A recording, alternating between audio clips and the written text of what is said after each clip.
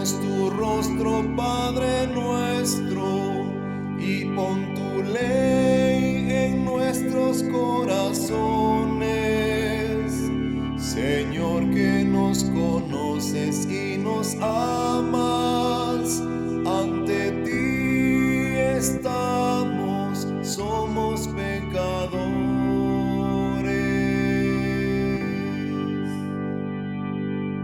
Cristo, que mueres para darnos vida, perdona nuestras culpas y pecados. Tú que viniste por los pecadores, y a todos sin cesar abre los brazos.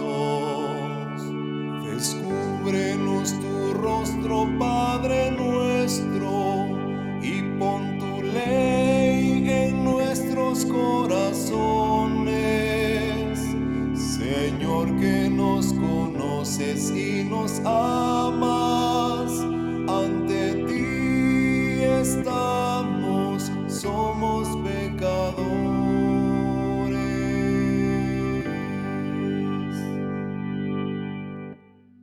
Bienvenidos a nuestro tema que nos ocupa durante este tiempo de Cuaresma. Estamos cerrando la primera parte de la Cuaresma, que constituye el primer domingo y el segundo. En el primer domingo pues hemos reflexionado sobre cómo se es hijo de Dios, qué pruebas vamos a tener a lo largo de la vida para alcanzar la altísima dignidad de ser hijos de Dios. Sabemos que por el bautismo lo hemos alcanzado, pero ahora estamos ya en el punto de llegada.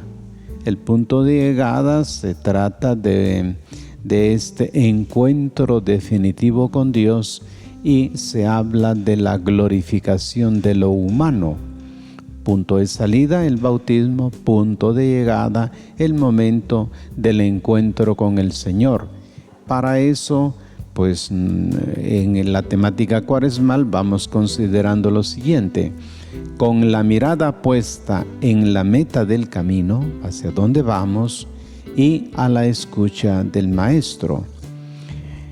Orígenes decía: Dios construyó para ellos una tienda más divina y al mismo tiempo más luminosa, como figura del reposo futuro.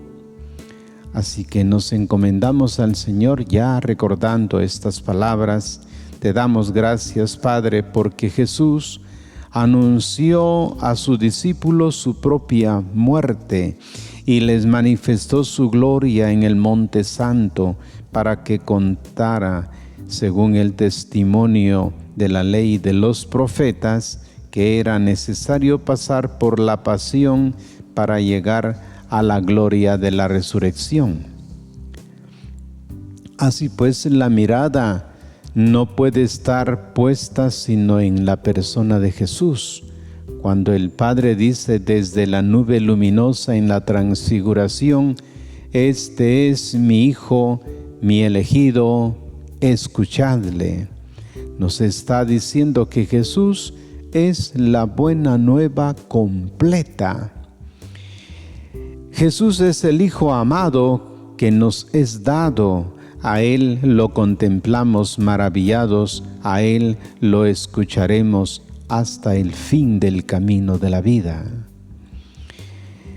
El que escucha al Maestro, pues acompaña todas las etapas del discipulado, pero particularmente cuando la palabra es la de la cruz. Una vez que Pedro y sus compañeros han quedado impactados en el primer anuncio de la Pascua de Jesús, deben ampliar sus horizontes para comprender que el camino doloroso de Jesús culmina en la gloria. Dice que Jesús no era necesario que el Mesías padeciera eso y entrara así en su gloria. Lo veremos en Lucas 24:26. Les pregunta el resucitado a los peregrinos de Emaús: La perspectiva de este término del camino es anticipada y profundizada en el relato de la transfiguración de Jesús, que ahora pues vamos a leer. La perspectiva de Jerusalén, donde terminaron las tentaciones, según el domingo anterior, donde Jesús y el diablo se han dado cita para la confrontación final, precisamente allí donde los profetas han sido abatidos, aparece en el centro del diálogo entre los tres profetas glorificados. ¿Quiénes son? Son Jesús, Moisés y Elías. Pero nos dice San Lucas que hablaban de su partida, es decir, del éxodo que iba a cumplir en Jerusalén. El Evangelio nos invita pues a entrar en este diálogo en el que se escruta atentamente el sentido del sufrimiento, de la debilidad y de la pobreza que salvan por el misterioso camino del Hijo, a quien el Padre nos pide escuchar, que es lo mismo que seguir. Hablemos del contexto, el texto y sus características propias de esa estructura. El contexto. Desde el momento en que Pedro reconoció que su maestro es el Mesías, Jesús comenzó a introducir a sus discípulos en la comprensión del misterio de su persona, anunciándoles su pasión, muerte y resurrección. El Hijo del Hombre debe sufrir mucho y ser reprobado por los ancianos, los sumos sacerdotes y los escribas, ser matado y resucitar al tercer día. Lo que le va a suceder a Jesús implica también a sus discípulos. Se trata de un camino compartido. Si alguno quiere venir en pos de mí, dice Jesús, niéguese a sí mismo, tome su cruz cada día y sígame. Lucas no nos dice, como lo hacen Mateo y Marcos, que Pedro ponga resistencia ante este primer anuncio de la pasión, si bien será enfático en mostrar la incomprensión de los discípulos de los dos anuncios siguientes. Por ejemplo, después del segundo anuncio comenta: pero ellos no entendían lo que él les decía. Les estaba velado de modo que no lo comprendían y temían preguntarle acerca de este asunto. Para Lucas, la oscuridad de los discípulos ante el misterio de la cruz no será cuestión de resistencia interior, sino de un desvelamiento progresivo del misterio. El relato de la transfiguración conecta directamente con la confesión de fe de Pedro y con el primer anuncio de la pasión. Dice San Lucas, 8 días después de estas palabras. Será por lo tanto una nueva forma de anunciar la pasión y la resurrección de Jesús, dando a entender la significación del misterio pascual para Jesús y su implicación para los discípulos que lo siguen. Se trata de una revelación más profunda del Señor, esto es, cómo y por qué el camino del sufrimiento conduce a su gloria pascual. Ese sería nuestro contexto. Pero ahora veamos el texto propiamente que nos ocupará el domingo. En Lucas 9, 28 al 36. Y el texto dice así: sucedió que unos 8 días después de estas palabras, tomó consigo a Pedro, Juan y Santiago y subió al monte a orar. Y sucedió que mientras oraba, el aspecto de su rostro se mudó y sus vestiduras eran de una blancura fulgurante. Y he aquí que conversaban con él 2 hombres que eran Moisés y Elías, los cuales aparecían en gloria y hablaban de su partida que iba a cumplir en Jerusalén. Pedro y sus compañeros estaban cargados de sueño, pero permanecían despiertos y vieron su gloria y los dos hombres que estaban con él. Y sucedió que al separarse ellos de él, dijo Pedro a Jesús: Maestro, bueno es estarnos aquí. Vamos a hacer 3 tiendas, una para ti, otra para Moisés y otra para Elías, sin saber lo que decía. Estaba diciendo estas cosas cuando se formó una nube y los cubrió con su sombra, y al entrar en la nube se llenaron de temor. Y vino una voz desde la nube que decía: Este es mi Hijo, mi elegido, escuchadle. Y cuando la voz hubo sonado, se encontró Jesús solo. Ellos callaron y por aquellos días no dijeron a nadie nada de lo que habían visto. Hasta aquí el texto sagrado de Lucas 9, 28 al 36. Veamos las características propias de este texto. El relato de la transfiguración tiene en cada evangelista que la relata, está en Mateo, en Marcos y Lucas, detalles particulares. A pesar de todos los puntos comunes con los otros, Lucas es el único evangelista que primero hace notar que Jesús subió a la montaña para orar, que habla de la gloria de Moisés y Elías. Nos dice que el tema de conversación era el éxodo que iba a cumplir Jesús en Jerusalén. La nota de Pedro y los otros 2 discípulos estaban cargados de sueño, sin embargo, permanecían despiertos y vieron la gloria de Jesús. Señala que Pedro solo toma la palabra cuando Moisés y Elías se han ido. Dice que Pedro llamó a Jesús con sumo respeto, lo llamó maestro, con un término que es propio de Lucas. Cuenta que en la nube Jesús recibe el calificativo de Hijo elegido, un título semejante al que se le dará en la cruz, por ejemplo, en Lucas 23:35. Finalmente destaca el relato que los discípulos guardaron silencio. Pero tratemos de entrar en una estructura del texto para ir ordenando las ideas. Estas particularidades lucanas que acabamos de enumerar nos ayudarán a releer el texto con nuevos ojos. Pero ahora veamos el conjunto. Este tiene la estructura de un relato de manifestación divina. Técnicamente decimos es una cristofanía, donde el ver y el oír ocupan el lugar central. Primero, las circunstancias del acontecimiento.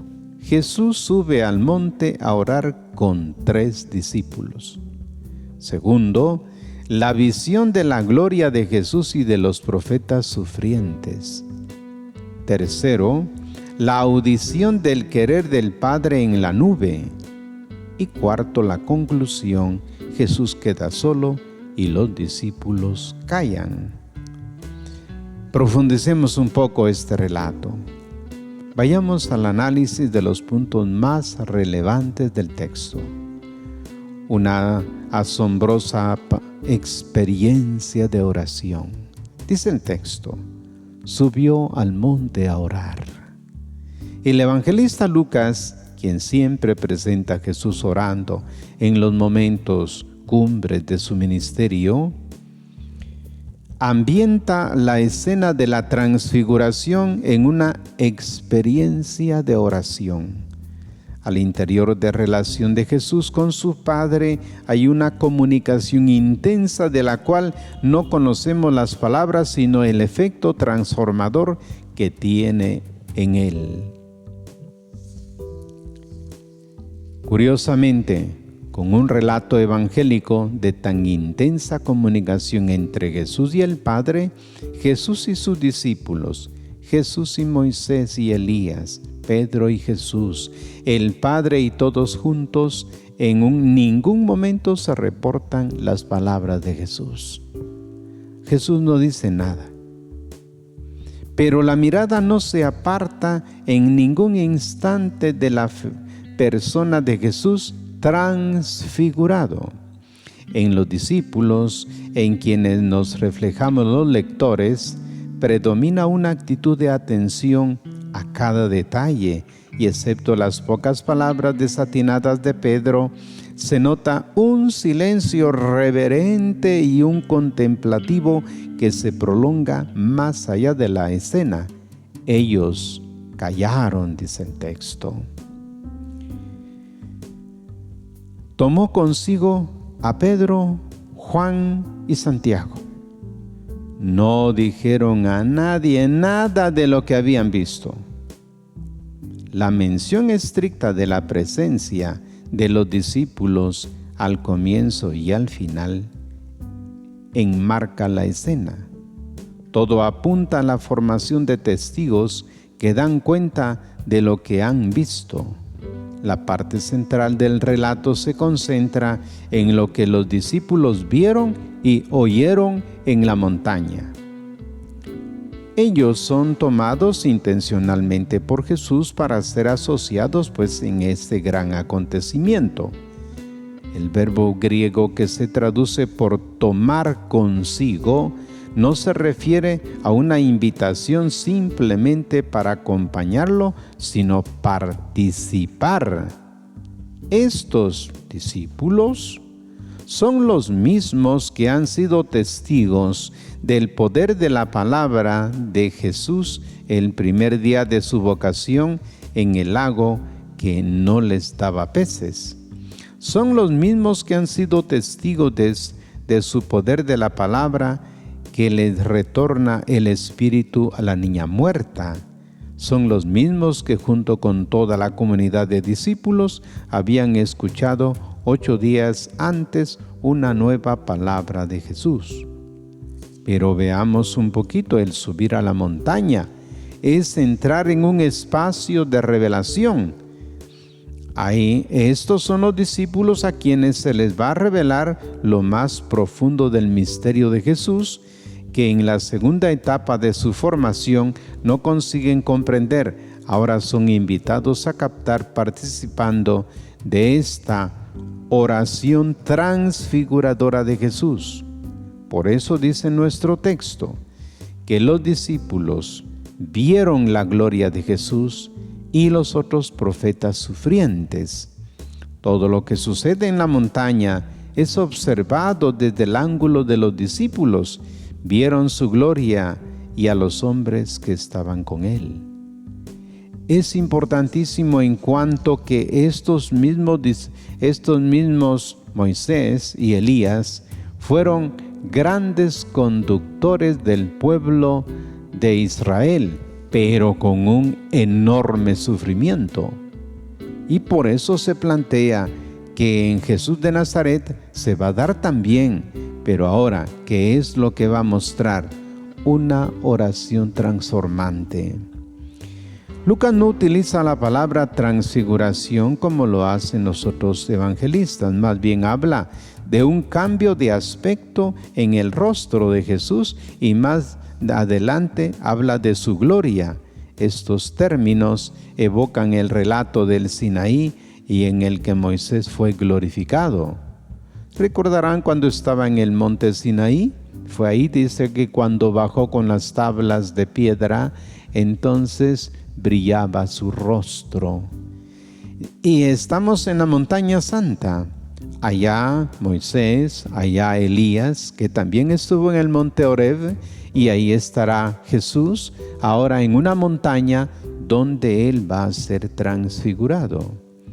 El evangelista deja entender que este cambio en el aspecto de Jesús se da mientras Él oraba. Y esto es literalmente, Él fue transformándose mientras estaba en oración. El cambio de aspecto nos deja ya el mensaje que para alcanzar la glorificación, la intimidad de lo más profundo del ser humano entra en contacto con lo divino y la vida se va transformando. El rostro va teniendo otro aspecto como el de Jesús. Por eso la presencia ciertamente de Moisés y Elías. Moisés fue el gran profeta y Elías lo mismo, en diferentes momentos de la historia. Pero ahora, Jesús de Nazaret no será simplemente un profeta, sino que las palabras que se oyen cuando los cubre la nube es la que nos da la pauta. Nos dice que cuando la nube los cubrió, una voz se oyó en lo alto que decía: este es mi Hijo bien amado, a él escúchenle. Con toda claridad observamos que Dios autorizó a Moisés. Por eso tenemos todos los libros del Antiguo Testamento que mencionan a Moisés y a Elías, uno de los grandes profetas. Así que los profetas, Moisés y los profetas, son palabras autorizadas por el judaísmo, pero que al final la última palabra definida que Dios manda al mundo es la palabra dicha por el mismo Verbo de Dios, Jesucristo. Por eso, este es mi Hijo bien amado, a él escúchenle. Es la distancia que cobra entre el judaísmo y el cristianismo. El judaísmo se mantiene en toda la literatura veterotestamentaria, mientras que el cristianismo, el punto central es saber escuchar a Jesucristo, porque es la autorización del Padre. Este es mi Hijo bien amado, a él escúchenlo. Ahora bien, es importante revisar toda nuestra espiritualidad en torno a qué gira. Si en torno a la presencia de Jesús glorificado, al encuentro con el glorificado mediante la oración transformante.